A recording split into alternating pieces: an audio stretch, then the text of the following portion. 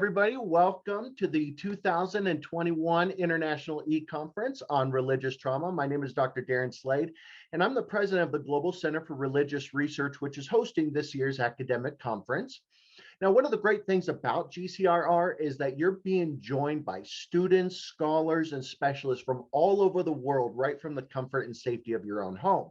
Now, something significant to note is that the Global Center for Religious Research has established the world's very first and most comprehensive psychiatric research group to study the causes, manifestations, and treatment options for those suffering from religious trauma. And GCRR has actually built a team of approximately 30 psychiatrists, therapists, sociologists, university professors, religion scholars, and PhD candidates from all over the world, all who specialize in the field of trauma research. Now, if you are a specialist and would like to join this international team, just reach out to GCRR through our website and we can give you more information there. But we do have to address one big problem, and that is in order for victims of religious trauma to receive help, we need to arrive at a place in our culture where religious trauma is accepted as a real condition. Unfortunately, the academic study of religious trauma remains in its infancy, especially when compared to other studies in mental health.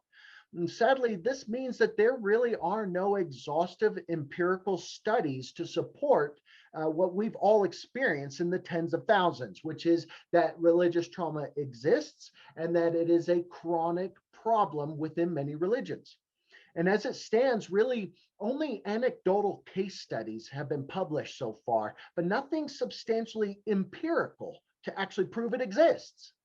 So GCRR is intending to correct this gap of knowledge, and we would like to get your help with this. So we just recently set up a GoFundMe page in order to crowdsource the world's very first comprehensive empirical study on religious trauma. We want to conduct a massive sociological study on those traumatized by religion in the hopes of providing the foundational data necessary to educate and hopefully prevent religious trauma from occurring in the future. And you may be asking, why are we crowdsourcing this on GoFundMe? The sad fact is that all federal funding for mental health research has come to a screeching halt. And so we have to turn to the public for help right now. So rest assured, any and all donations that you give to this would go exclusively just to funding this study, and any amount that you could give would be extremely helpful. All you have to do is go to gofundme.com and then look for the religious trauma sociological study.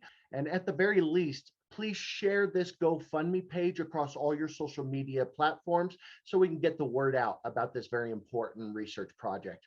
And with that said, I would like to introduce you to my very, very good friend and our next presenter, Elizabeth Wilson. So Elizabeth is going to be talking about how religious trauma affects the nervous system and body. So Elizabeth is a licensed professional counselor and a licensed addiction counselor at Reflective Wellness, Mind and Body. She has 10 years of experience working in private practice, residential settings, and in the community with populations of all ages that suffer from mental illness, trauma, substance abuse, and behavioral issues. She also has experience working with families, adolescents, adults, and couples.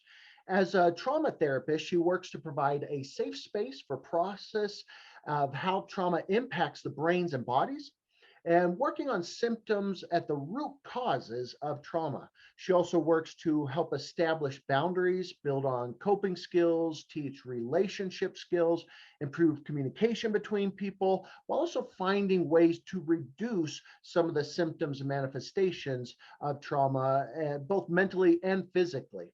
She uses meditation to help reduce mental health symptoms and to better understanding how those symptoms impact people's physical health. And with that, I will turn it over to Elizabeth. Thank you so much for doing this talk today.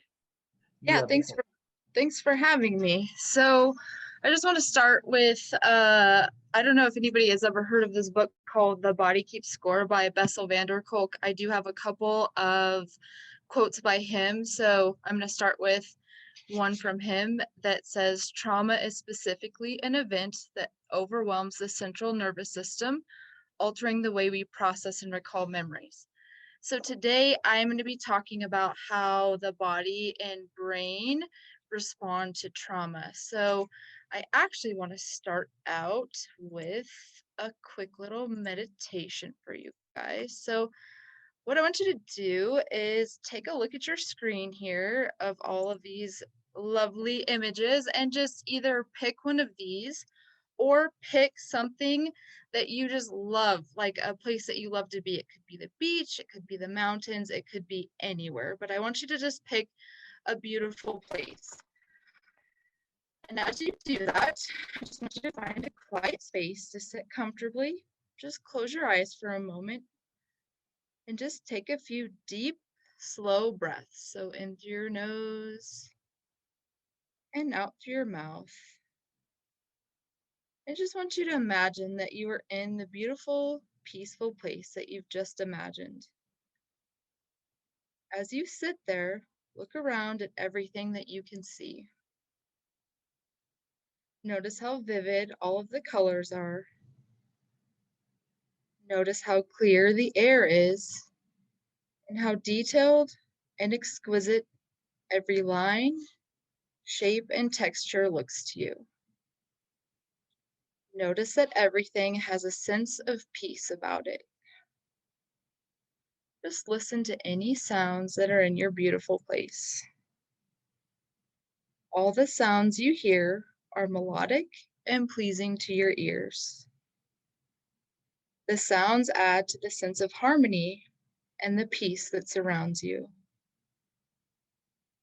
Notice any scents in the air that are also pleasing.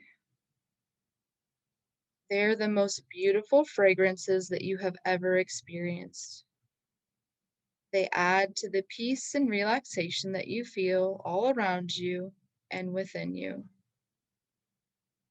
As you inhale, you feel as if you are inhaling beauty and relaxation. Notice everything you touch feels good to you. The textures that brush against your hands or legs, the air that caresses your face or skin. Everything feels gentle and pleasing. Any flavors you taste are pleasant to you as well. As you experience your time in your beautiful, peaceful place, you are filled with a strong sense of security, stability, and balance. You feel safe, centered, and grounded. You feel calm and sure of yourself.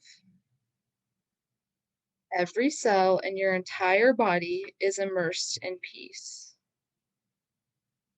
I want you to sit quietly for a moment, just noticing and enjoying this wonderful feeling of peace. Just notice how it feels in your body. Notice how calm and comforting you feel. And know that this feeling is within you and yours anytime you want. All you have to do is remember this moment. Now in a moment, you're going to leave your imaginary place and bring your attention back to the room that you're in. But you now know that you will not lose the ability to return to the peace of this place anytime you want to. The peace is always within you. When you're ready, I just want you to feel your body back on the place where you're sitting. Stretch your muscles, wiggle your fingers and toes, and open your eyes when you're ready.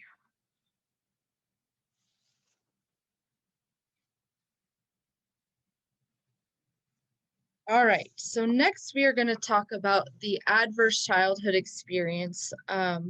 When I am done here, I'm going to share a couple of links so you guys can get a little bit more information on this. So the ACEs was done between 95 and 97 by Kaiser and the CDC. So they put on this big research.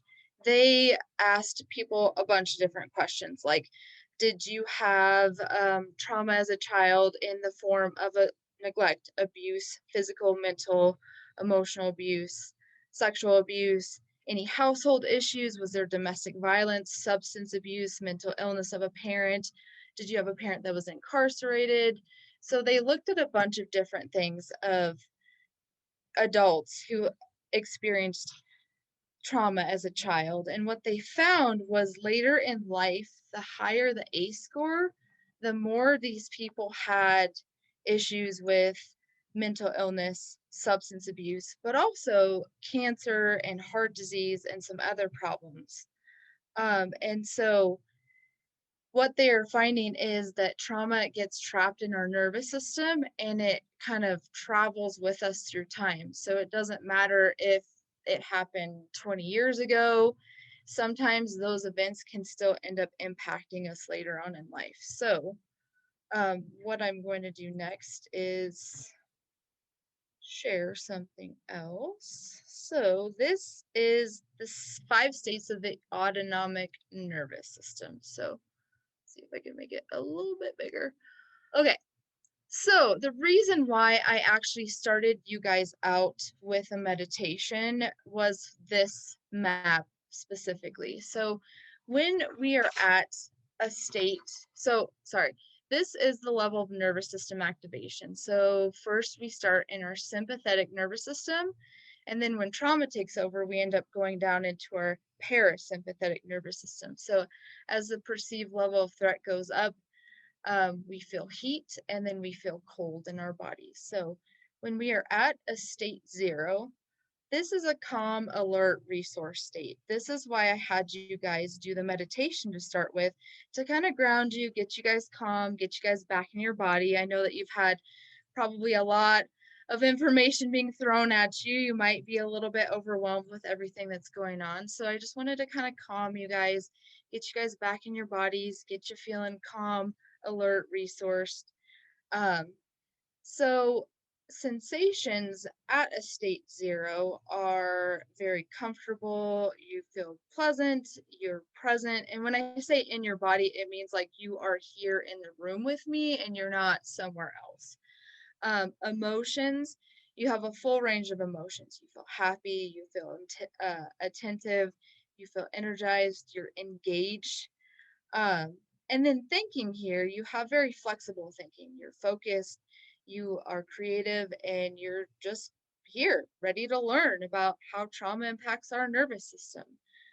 So, what happens is think about like marble that travels up the track and kind of gets caught in state 1. So, state 1 is where our sympathetic nervous system starts to activate. So, we start to feel stressed and anxious in our bodies. So, sensations in our body is where we get that like tense feeling. Our bodies start to tense up a little bit. We get shallow or faster breathing. So our lungs are quite large, but most of the time when we're in stress, we breathe with about 10% of our lung capacity. So that's where we get that like sometimes that lightheaded, dizzy feeling that we get when we're feeling really stressed. So this is also when we start to feel a little bit of heat coming on in our body and then some discomfort and then that desire to move of like, oh gosh, I got to move. I got to do something here. Emotions that we're feeling in a state 1 are we're feeling very anxious. We're worried, we're irritable, we have that on edge, angry, hypervigilant feeling. And if you don't know what hypervigilant is, it's when you are just super, super aware of what's going on around you. So, like, you might walk into a place and you've already mapped out where all the exits are, where all the bathrooms are. Like, you know that there's people standing behind you. So, you might pick a chair where you have your back up against the wall so you can face the door so you're feeling more comfortable and safe. And then we also have an increased startle response at a state 1.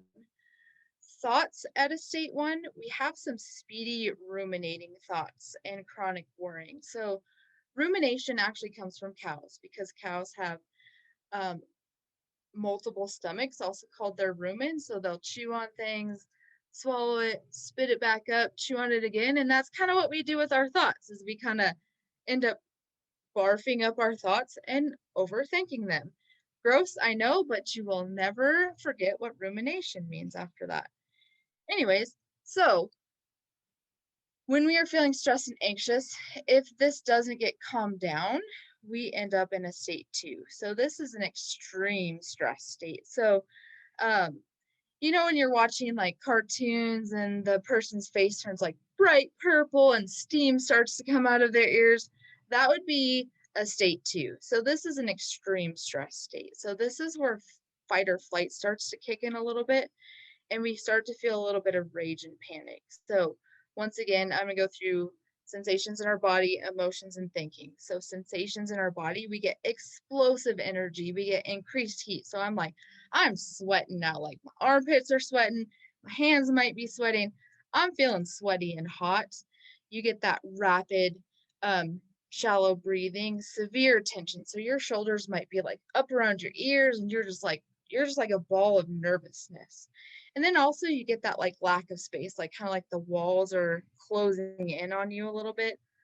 Emotions here, we get rage, panic, and fear, not frozen, but fear here. And that's when we start to see red.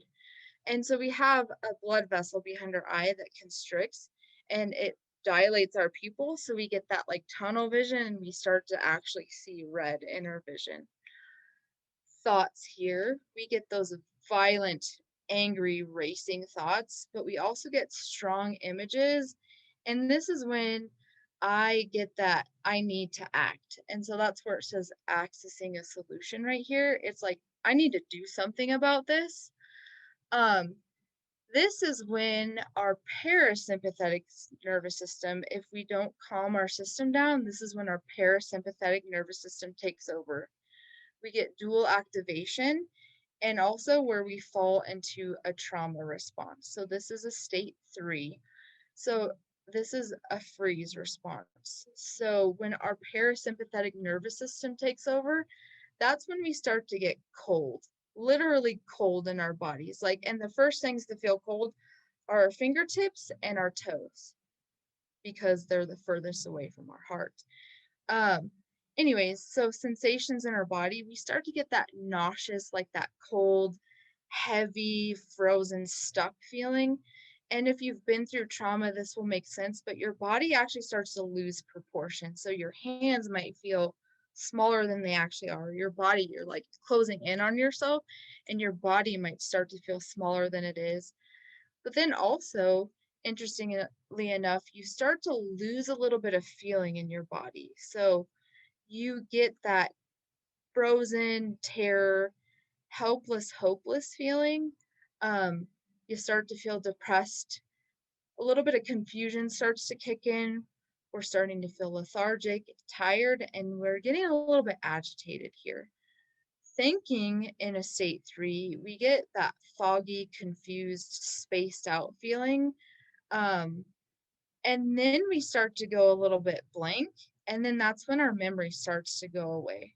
So we get the thoughts of death or dying, like nobody's here for me, nobody knows how much I'm hurting, nobody knows how I feel right now. It's a very helpless, hopeless state. So you guys can see where it says looking for a solution or can't access a solution. So hopefully, I'm going to use a car accident as an example. Hopefully this isn't a trigger for people, but so looking for a solution. So I'm sitting at a red light, I got my music playing, I'm feeling good, right? And the light turns green and I go. I look over and all of a sudden a car is barreling towards me because they didn't see the red light. So I either slam on my brakes or slam on the accelerator and try to get through. Bam, car hits me. I didn't have control over the situation. It hits me. I could not, the solution that I tried did not work. Also can't access the solution. So once again, sitting at a red light, feeling good, I go, car hits me out of nowhere. There was no solution for me to access because I didn't even see that car coming. So my power and control has been stripped completely away from me. So moving into a state 4, which would be severe trauma. So this is where we get intense cold feelings in our body where we're like starting to shiver a little bit because we're so cold. Sensations in our body, we're starting to get numb. We're getting that empty, cold, icy feeling. We start to dissociate. So dissociation could be explained as like the lights are on, but nobody's home because our brain has detached from our body, because what is going on is so intense that our brain can't handle it anymore. And so I've heard people mention like they felt like an out of body experience, like they almost were like watching their body, like watch it happen to their body, and they're like floating above their body. So you could describe that as dissociation. Um, you get a sense of peace though, and difficulty tracking the body, or having that like out of body feeling like I was just describing a second ago. Emotions, there's really not a lot of emotions here. You are void of emotion almost. You start to get that like disconnected, almost a sense of relief. Like I feel good because I don't feel anything anymore. And then thoughts here, difficulty thinking, lack of memory. It's like everything's good because I'm not my body anymore. Nothing can hurt me anymore. So this is our autonomic nervous system and how trauma gets trapped in that autonomic nervous system. So we are going to pop back over to the PowerPoint. So this is just a quote by Bessel van der Kolk. I'll have Darren share the PowerPoint with you guys too, so you can have that as a resource as well. If my PowerPoint, there we go. So this is talking about how we can get trauma. So we can get trauma from a bunch of different things. So many people have a misconception of trauma and believe, oh, well, if you've been to war, you're traumatized, but otherwise you can't really be traumatized by anything else. But that's not in fact true. We can be traumatized by all different things. We can be traumatized by grief, by somebody, even like grief it doesn't even have to be somebody passing away. It could just be somebody leaving our lives in general. Disaster, childhood trauma, medical trauma, abuse, relational trauma. So stuff that happens in like maybe a domestic violence relationship, war trauma, and then sexual trauma, and also religious trauma. So what I want to show you guys is a YouTube video. So I just want to preface this video by, it's a little bit of an intense video. So it is a video of a polar bear and how animals end up working trauma out of their systems. So animals and humans can work trauma out of their systems, and they do it by literally shaking the trauma out of their system. So in this video, you will see a polar bear being chased down by a helicopter. The helicopter shoots the polar bear with a tranquilizer dart. The polar bear is perfectly okay, but I think this is a really important video to show you guys. So let's go ahead and pop over and get this video rolling. And while Elizabeth gets that set up, if you need to, feel free to